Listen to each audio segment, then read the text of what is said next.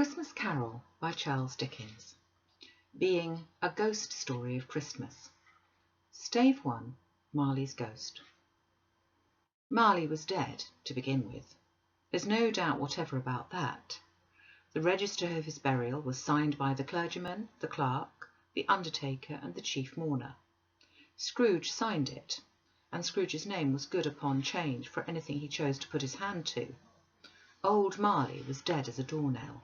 Mind, I don't mean to say that I know of my own knowledge what there is particularly dead about a doornail.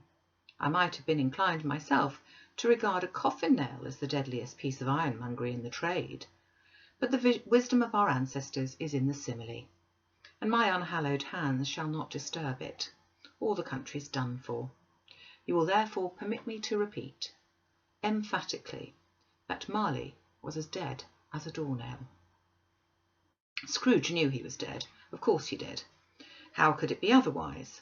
Scrooge and he were partners for I don't know how many years.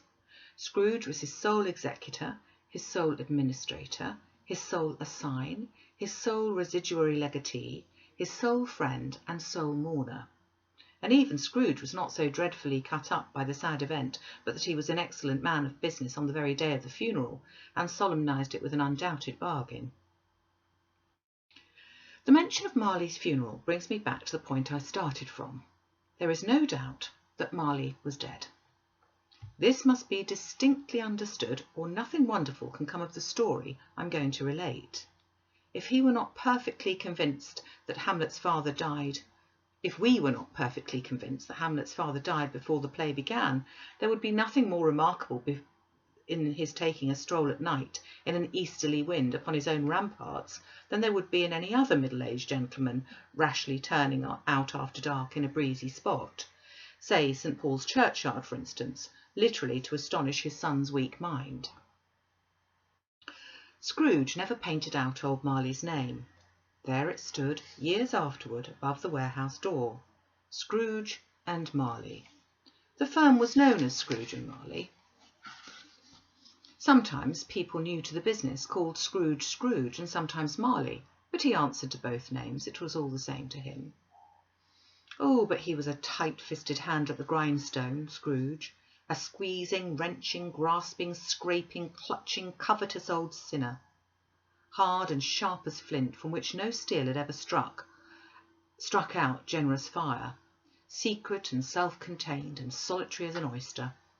The cold within him froze his old features, nipped his pointed nose, shrivelled his cheek, stiffened his gait, made his eyes red, his thin lips blue, and spoke out shrewdly in his grating voice. A frosty rime was on his head and on his eyebrows and his wiry chin. He carried his own low temperature always about him. He iced his office in the dog days and didn't thaw it 1 degree at Christmas. External heat and cold had little influence on Scrooge. No warmth could warm, nor wintry weather chill him. No wind that blew was bitterer than he. No falling snow was more intent upon its purpose. No pelting rain less open to entreaty. Foul weather didn't know where to have him. The heaviest rain and snow and hail and sleet could boast of the advantage over him in only one respect. They often came down handsomely, and Scrooge never did. Nobody ever stopped him in the street to say with gladsome looks, "My dear Scrooge, how are you? When will you come to see me?" No beggars implored him to bestow a trifle. No children asked him what it was o'clock. No man or woman ever once in all his life inquired the way to such and such a place of Scrooge. Even the blind men's dogs appeared to know him, and when they saw him coming on, would tug their owners into doorways and up courts, and then would wag their tails as though they said, "No eye at all is better than an evil eye, dark master." But what did Scrooge care? It was the very thing he liked, to edge his way along the crowded paths of life, warning all human sympathy to keep its distance, was what the knowing ones call nuts to Scrooge. Once upon a time, of all the good days in the year on Christmas Eve, old Scrooge sat busy in his counting-house. It was cold, bleak, biting weather, foggy withal. and he could hear the people in the court outside go wheezing up and down, beating their hands upon their breasts and stamping their feet upon the pavement stones to warm them. The city clocks had only just gone 3, but it was quite dark already. It had not been light all day, and candles were flaring in the windows of the neighbouring offices like ruddy smears upon the palpable brown air. The fog came pouring in at every chink and keyhole, and was so dense without that although the court was of the narrowest, the houses opposite were mere phantoms. To see the dingy cloud come drooping down, obscuring everything, one might have thought that nature lived hard by and was brewing on a large scale. The door of Scrooge's counting house was open that he might keep his eye upon his clerk, who in a dismal little cell beyond, a sort of tank, was copying letters. Scrooge had a very small fire, but the clerk's fire was so very much smaller that it looked like one coal. But he couldn't replenish it, for Scrooge kept the coal box in his own room, and was as surely as the clerk came in with his shovel, the master predicted that it would be necessary for them to part. Wherefore the clerk put on his white comforter and tried to warm himself at the candle, in which effort, not being a man of strong imagination, he failed. "A Merry Christmas, Uncle! God save you!" cried a cheerful voice. It was the voice of Scrooge's nephew, who came upon him so quickly that this was the first intimation he had of his approach. "Bah!" said Scrooge. "Humbug!" He had so heated himself with rapid walking in the fog and frost, this nephew of Scrooge's, that he was all of a glow. His face was ruddy and handsome, his eyes sparkled, and his breath smoked again. "Christmas? A humbug, Uncle?" said Scrooge's nephew. "You don't mean that, I'm sure." "I do," said Scrooge. "Merry Christmas? What right have you to be merry? What reason have you to be merry? You're poor enough." "Come then," replied his nephew gaily. "What right have you to be dismal? What reason have you to be morose? You're rich enough." Scrooge, having no better answer ready on the spur of the moment, said "Bah!" and followed it up with "Humbug." "Don't be cross, Uncle," said the nephew. "What else can I be," returned the uncle, "when I live in such a world of fools as this? Merry Christmas? Out upon Merry Christmas! What's Christmas time to you but a time for paying bills without money, a time for finding yourself a year older and not an hour richer, a time for balancing your books and having every item in 'em through a round dozen of months presented dead against you? If I could work my will," said Scrooge indignantly, "every idiot who goes about with 'Merry Christmas' on his lips should be boiled with his own pudding and buried with a stake of holly through his heart. He should." "Uncle!" pleaded his nephew. "Nephew," returned his uncle sternly, "keep Christmas in your own way, and let me keep it in mine."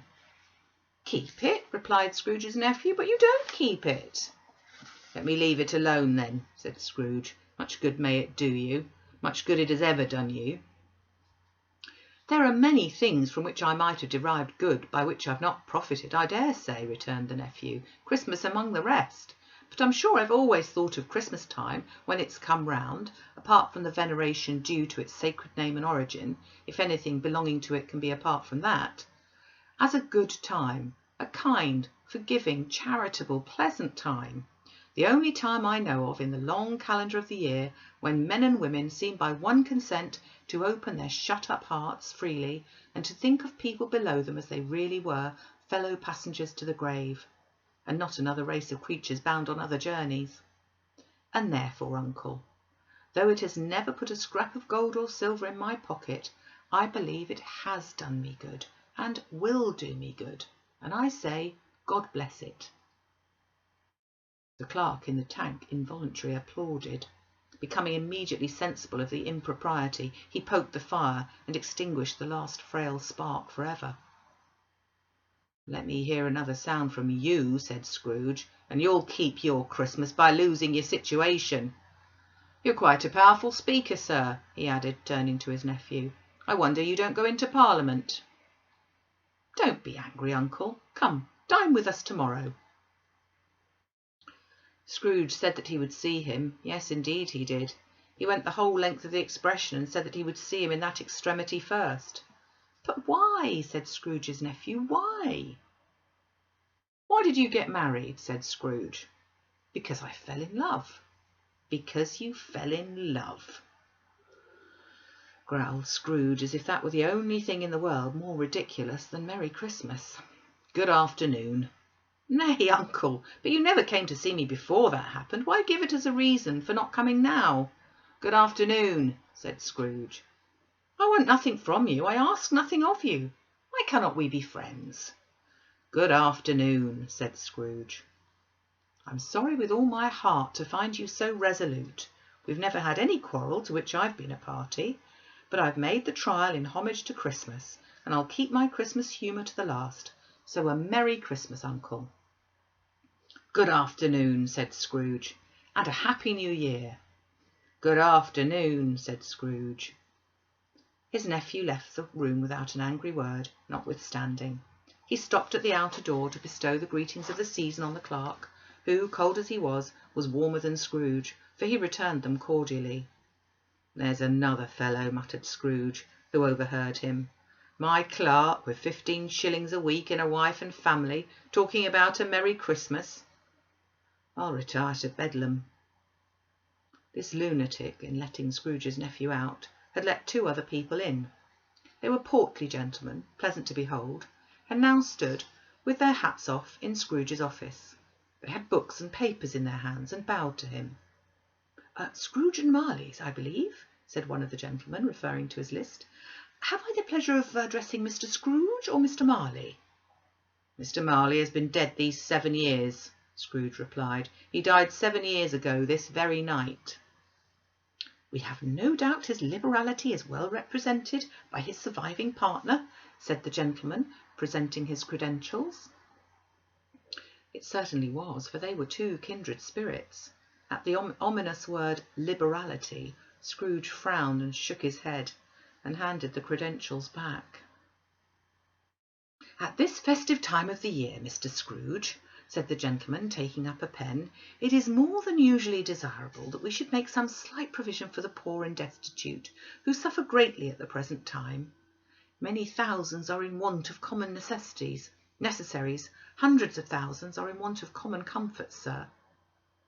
"Are there no prisons?" said Scrooge. "Plenty of prisons," replied the gentleman, laying down the pen again. "And the Union workhouses?" demanded Scrooge. "Are they still in operation?" "They are still," returned the gentleman.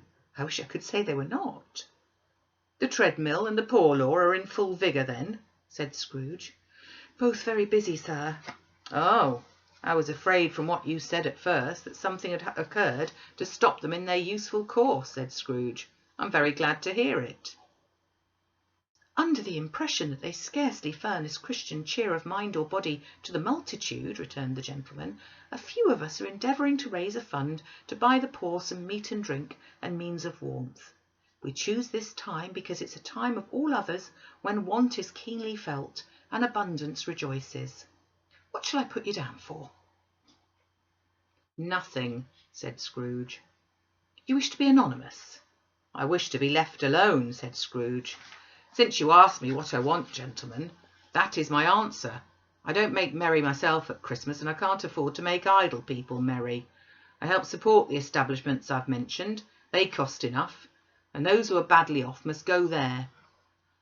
"Many can't go there, and many would rather die." "If they would rather die," said Scrooge, "they'd better do it and decrease the surplus population. Besides, excuse me, I don't know that." "But you might know it," observed the gentleman. "Not my business," Scrooge returned. "It's enough for a man to understand his own business and not to interfere with other people's. Mine occupies me constantly. Good afternoon, gentlemen." Seeing clearly that it would be useless to pursue their point, the gentleman withdrew. Scrooge resumed his labours with an improved opinion of himself, and in a more facetious temper than was usual with him.